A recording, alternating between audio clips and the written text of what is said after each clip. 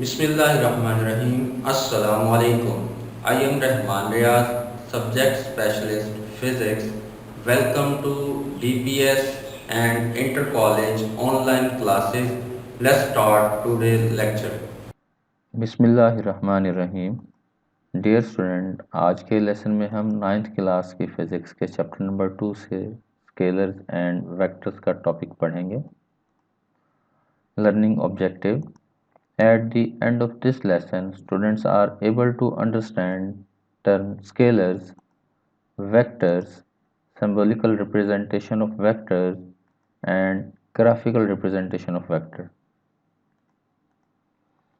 Previous knowledge: physics में हम बहुत सी क्वांटिटीज़ को डील करते हैं और उन क्वांटिटीज़ को फिज़िकल क्वांटिटीज़ कहा जाता है। तो सबसे पहले फिज़िकल क्वांटिटीज़ को डिफ़ाइन किया जा रहा है।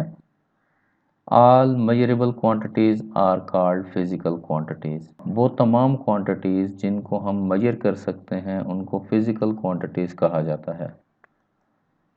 Physical quantities possesses at least to characteristics in common. Physical quantities में कम से कम दो खसूसियात कॉमन होती हैं। One is its numerical magnitude and other is unit in which it is measured। कि एक उसकी numerical magnitude है और दूसरी उसका यूनिट है जिसके अंदर हम उस क्वांटिटी को मेजर कर रहे हैं। हम इस एग्जाम्पल में देख सकते हैं कि एक स्टूडेंट की लेंथ को मेजर किया जा रहा है।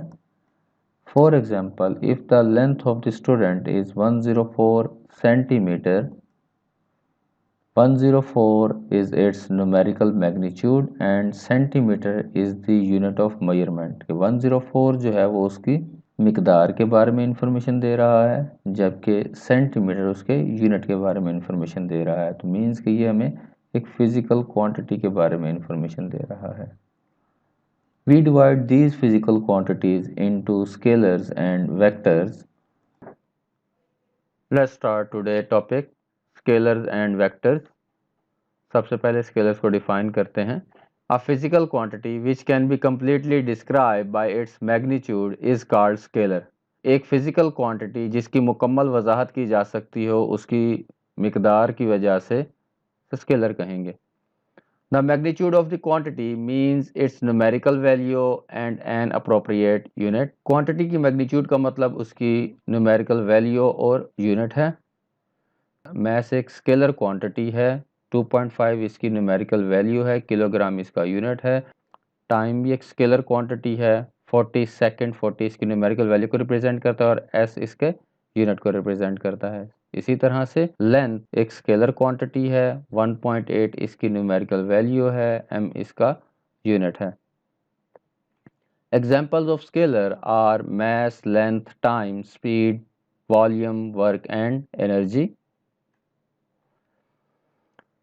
Vectors: a vector can be described completely by magnitude along with its direction।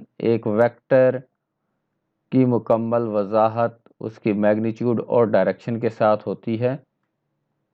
It would be meaningless to describe vector without direction। Vector की वजाहत उसकी डायरेक्शन के बगैर बेमानी है। Example of vectors are velocity, displacement, force, momentum and torque। Example: इस diagram में देखा जा सकता है कि एक टेबल है और उसके ऊपर F1 और F2 फोर्स सेम डायरेक्शन में अप्लाई हो रही है। सेम इसी तरह से इस डायग्राम में एक फोर्स राइट साइड पर अप्लाई हो रही है, दूसरी फोर्स लेफ्ट साइड पर अप्लाई हो रही है। दोनों डायग्राम्स में दो ही फोर्सेस अप्लाई कर रही हैं, लेकिन ये दोनों एक दूसरे से डिफरेंट हैं। फर्स्ट वाली में देखा जाए तो दोनों फोर्सेस की डायरेक्शन सेम है, सेकंड वाली में देखा जाए तो दोनों फोर्सेस की डायरेक्शन ऑपोजिट है। Consider a table as shown in figure A। Two forces F1 and F2 are acting on it। Does it make any difference if the two forces act in opposite directions such as indicate in figure B? The two situations differ from each other। They differ due to the direction of force acting on the table। The description of a force would be incomplete if direction is not given. Force की वजाहत करना नामुकम्मल होगा अगर उसकी direction ना दी हुई हो. Symbolical representation of vector. Symbolical representation of vector.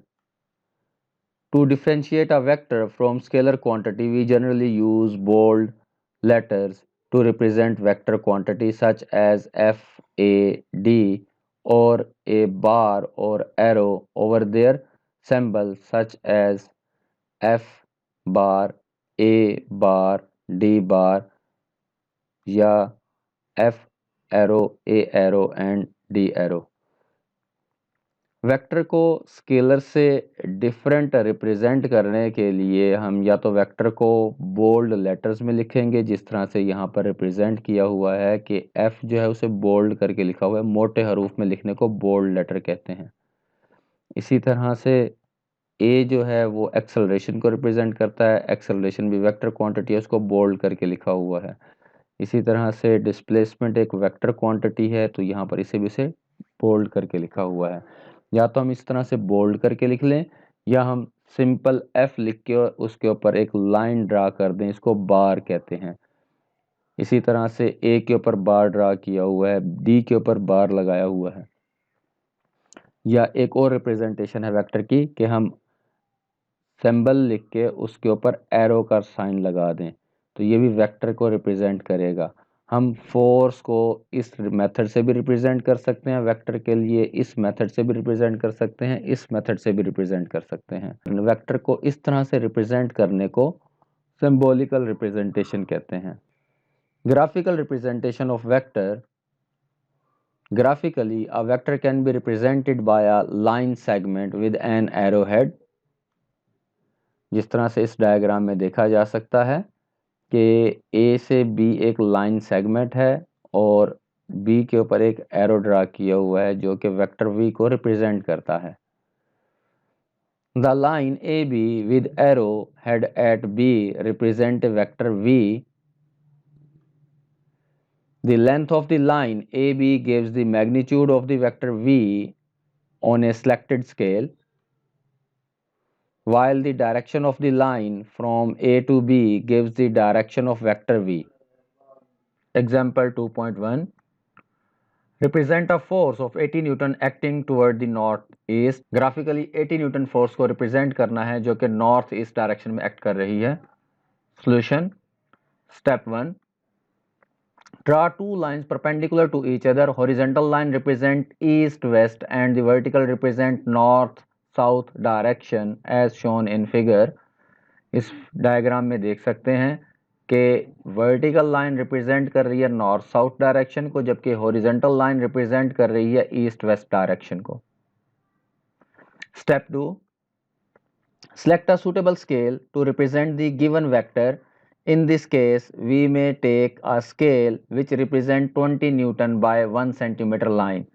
कि हम सबसे पहले एक suitable scale select करेंगे, उसके बाद लाइन ड्रा करेंगे. तो हम अपने इस केस के लिए 1 सेंटीमीटर को डिफाइन कर रहे हैं कि 1 सेंटीमीटर लाइन रिप्रेजेंट करेगी वो 20 न्यूटन फोर्स के इक्वल है, जैसा कि इस स्केल के अंदर रिप्रेजेंट किया हुआ है. Scale 1 centimetre is equal to 20 newton. तो हमने जब 80 न्यूटन फोर्स को रिप्रेजेंट करना होगा तो उसके अंदर हम इस स्केल को इस्तेमाल करेंगे. Step 3. Draw a line according to scale in the direction of vector. In this case, draw a line OA of length 4 cm along north east. जैसा कि हम इस डायग्राम में देख सकते हैं, ये ईस्ट डायरेक्शन को रिप्रेजेंट कर रहा है, ये नॉर्थ डायरेक्शन को रिप्रेजेंट कर रहा है.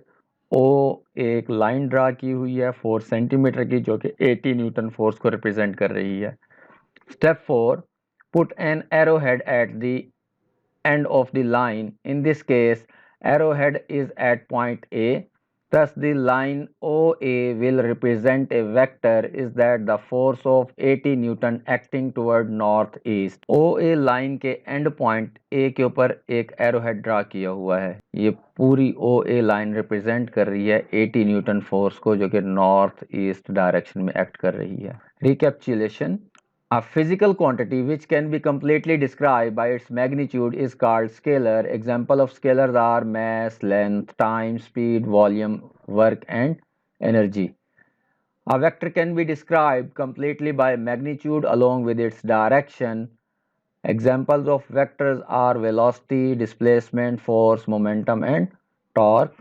Symbolically, bold letters are used to represent vector quantities such as F, A, D, or F bar, A bar, D bar, or F arrow, A arrow, and D arrow.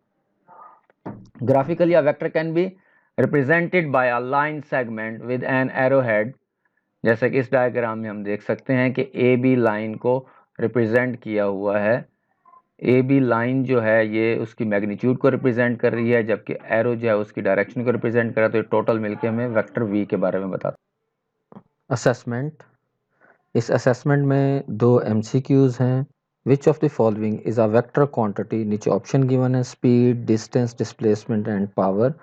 हमने अपने आज के इस topic में पढ़ा है कि जिसके साथ डायरेक्शन होगी, ऐसी क्वांटिटी जिसके साथ डायरेक्शन होगी वो वेक्टर क्वांटिटी कहलाएगी। तो स्पीड के साथ डायरेक्शन नहीं होती, ये स्केलर क्वांटिटी है। डिस्टेंस के साथ भी डायरेक्शन नहीं होती, ये भी स्केलर क्वांटिटी है। डिस्प्लेसमेंट के साथ डायरेक्शन होती है, ये वेक्टर क्वांटिटी है। और पावर भी स्केलर क्वांटिटी है। इसी तरह से which of the following is a scalar quantity? तो इनमें से स्पीड स्केलर क्वांटिटी है, बाकी तमाम वेक्टर क्वांटिटीज़ हैं। बच्चों की असेसमेंट के लिए कुछ शॉर्ट क्वेश्चंस गिवन हैं आज के ही टॉपिक से रिलेटेड। तो बच्चे इन शॉर्ट क्वेश्चंस को सॉल्व करें ताकि बच्चों की अंडरस्टैंडिंग टॉपिक के साथ बेहतर हो सके।